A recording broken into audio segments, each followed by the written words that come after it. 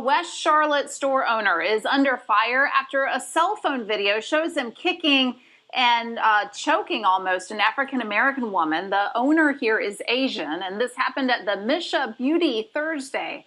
Well, today, community leaders and customers gathered outside the store calling for a boycott. WBTV's Christian Flores joins us now live outside where all this happened. So, Christian, that video, pretty hard to watch. I know you talked to the store owner. What did he have to tell you?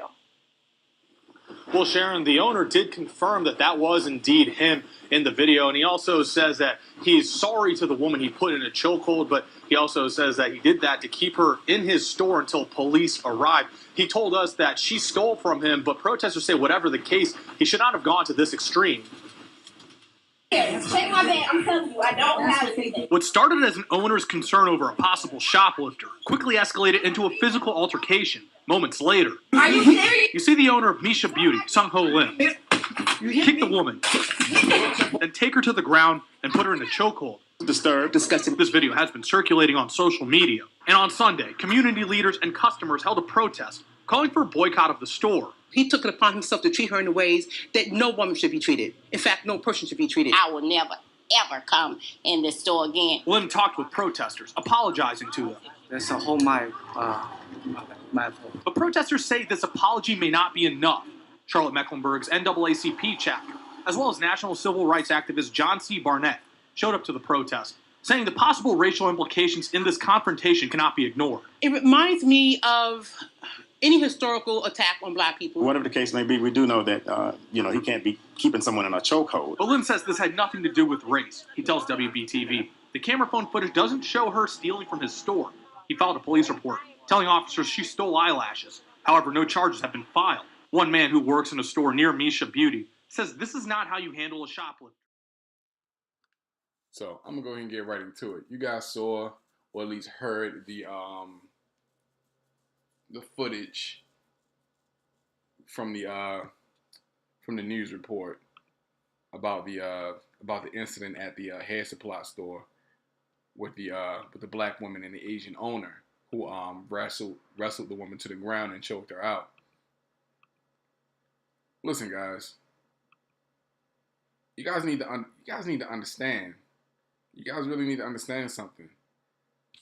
Now, this man apologized, right?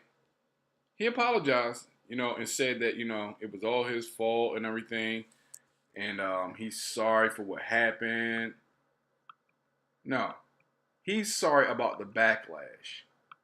He's sorry about the backlash. Just like a person, he's sorry about the backlash. He's sorry that he is getting this backlash from the community.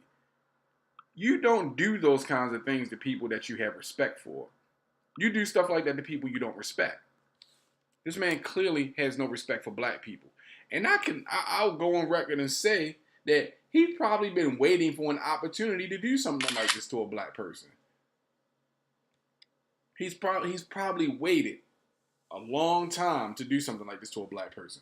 I'm not buying it, to be honest with you. I'm not buying it. The apology is BS. It's BS. Our people are being victimized entirely too much in this country. Entirely too much. And please, I don't want to hear anything about black on black crime, because what the fuck was the Holocaust if it wasn't white on white crime? I don't want to hear about black on black crime, because it's a nonsensical thing to say. It's nonsense. Black on black crime is nonsense. It's nonsense, because crime is just crime, period. Crime is just crime.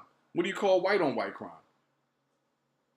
Just crime. What do you call Asian on Asian crime? Just crime. Just crime, because that's all it is. It's just crime. People commit crimes against those that they're most familiar with. Like, you'll steal from your mama before you go next door and steal from your neighbor. You'll steal from your own uncle or your father or your grandmother before you go out and steal from somebody you don't know. And likewise, you'll steal from people in your community before you go to a different community and steal from them. The way he treated this woman was deplorable. And I'm gonna be honest with you, to me, it looked like it. To me, the way he went at it, he couldn't wait to mix it up with a black person like that, a black woman. a black woman. Because mind you, white supremacy targets our women and our children. They target the weakest links. Not saying that black women are weak. Physically, they're not as strong as men. So that's what they go for. That's what they go after. And yes, I said white supremacy, racism. Because white supremacy is a system. And it's not bound by a color line, except when it's dealing with the people that are to be oppressed. Right? Look, I don't know what else I can say about this. You guys heard the report. If you haven't seen the clip yet, it'll be a link to the description in the description box, so you guys can go and actually watch the clip. Excuse me, that was taken from a cell phone of a person that was in the store at the time. But why does this seem to be a reoccurring thing with black people in these stores?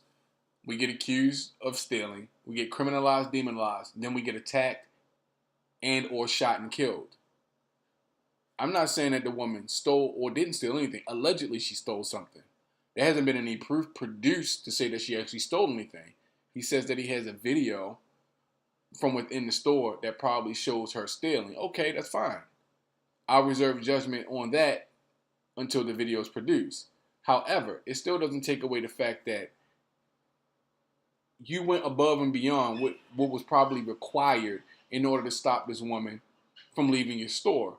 You did a lot to keep her there and contain her until the police came. But then she still ended up leaving before the police came anyway. So then how do you justify doing what you did if what you were doing was to keep her there and she still got up and left anyway? What was the purpose of doing what you did in the first place? There was no purpose for it. There was no reason to do it. Boycott the store, black people. Stop shopping in Asian stores. Stop buying your beauty supply products from Asian people. Just stop doing it. You don't need weave. You don't need tracks. You want your hair, you want your hair and your scalp to go back to the natural way. Cut your hair off. Let all your hair grow back in. Let those new follicles reshape and reformat your head. Let your hair grow back in. Use natural beauty products. They exist. Go to a black beauty supply store and buy your beauty products from someone that looks like you. Somebody who understands your hair better than someone who doesn't understand your hair. Right?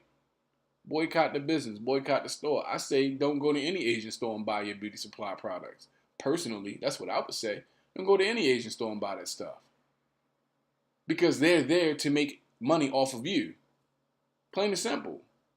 They're only there to make money off of you. An industry that them and other non-black people actually control. And you'll find it hard pressed to actually get into that industry yourselves. People say, oh, just open up your own, we need to open up our own beauty supply stores. Well, things are usually a lot easier said than done. You know, we've been kept away from wealth. We've been kept away from the opportunity and the ability to build and create wealth for ourselves. Like I said, it is a system. White supremacy is a system. We've been kept away from wealth. There have been black people who have, who do have their own beauty supply stores, and I'm sure it wasn't an easy task for them to get to that point either. I'm sure it wasn't easy. But black beauty products, I mean, think about it. Madam C.J. Walker is the pioneer of the black beauty supply industry. She's the pioneer, and that was controlled by people that don't look like her. Like, do you guys understand where I'm going with this? Madam C.J. Walker was a pioneer for black beauty products, for black hair care, makeup, all that stuff. She was a pioneer for that stuff. She made her own products. She pioneered that industry. And then fast forward to the 21st century, you got everybody but black people selling you shit to put on your body and your skin. Stuff that they don't use themselves. Think about that, man. Seriously, really think about that. Take time to really let that process. An industry that was started for black people by a black person is now run by majority non-black people. And then they disenfranchise you and block you from actually being able to access that industry to build wealth for yourselves. If you guys haven't gotten the point of my channel by now, you probably never will. It's pro-black. In fact, I don't even like the term pro-black because I care about my people. I care about my people. Pro-black is a nonsensical term. Because if you're black, you should care about your people. The only people that I could even think that would even use the term pro-black is somebody who doesn't understand their own blackness, or a coon. Or a coon. Because that's something that a white person would say to me. You're pro-black. No, I'm just black, dummy. I just happen to care about my people. What does pro-black have to do with it? Do you care about white people? Yeah, you're pro-white. Like, it's a nonsensical term. It's a nonsensical term, but it's a way to radicalize black people. If you care about your people, then you're a radical. That makes you pro-black. Because if you're pro-black, you're a radical. Pro-black is the liberal way to say radical. Basically, think about it. That is and that whole all that liberal shit, man. I'm kind of sick of liberal terminology and liberal jargon, because all it is racism in a new form. So instead of calling you a black radical or black national, we'll just call you pro-black. It has the same connotation. It means the same thing to those people who are not black, right? But anyway, black people, we need to get all these other people out of our pockets, man. We really need to boycott these stores, boycott these industries. You don't need anything that they have. You want it, and that's a difference. We need better schools for our children. We need better education for our children. We need a better standard, a better quality of living in this country. Those are things that we need. We need better housing. You understand? We need jobs. We need all these things. We need people in government who actually care about their constituents, people who live in their districts and things like that. We need people who care about the things we care about to represent us in the American government. These are things that we need. We don't need track, weave, eyeshadow, eyeliner, lipstick, lip balm. We don't need these things. We don't need Korean fried chicken where all the grease tastes just like the ketchup, and the ketchup tastes like the cheesesteaks, and the cheesesteaks taste like the lettuce, pickles, and tomatoes they put on. Man, come on, man. They got the same grease in their fryers for the past 20 years, and you think that shit's good eating. Anyway, we don't need that stuff. We don't need people in our community selling the stuff that's killing us. We don't need that. We don't need them in our pockets. We don't need them in our communities. We don't need them treating us like second-class and third-class citizens. We don't need that. The moment black people wake up and realize, you know what, I don't need this. What I need to do is save my money. What I need to do is invest it. What I need to do is build for my children's future so that they can build for their children's future. What I need to do is try to build wealth so that my family can be well off in the future. We need to do a lot of things. Buying hair weave and hot wings aren't one of them. But let me know what you guys think about this situation. I mean, look, I'm not going to tell anybody, I'm not going to say for anybody to go into the store and try to beat the man up or whatever. I'm not going to say that at all, because I don't want to see any black person get put down or get put away because, you know, their emotions got the best of them. No, I'm not saying that. I mean, do I think he deserved to get the shit slapped out of him? Of course. But am I going to tell somebody to do it? No, I'm not going to tell anybody to do that because I don't want to see anybody get locked up for that. Not for this. All this over a $4 pack of eyelashes? Man, get out of here. How imbecilic. But boycott this man's store, man. Asian liquor stores, Asian hair supply stores, Asian food stores, carryouts, corner stores, all of that. Boycott it, man. Boycott it. Spend your money with your people. If you can't spend it with your people, then don't spend it. That's all I got to say.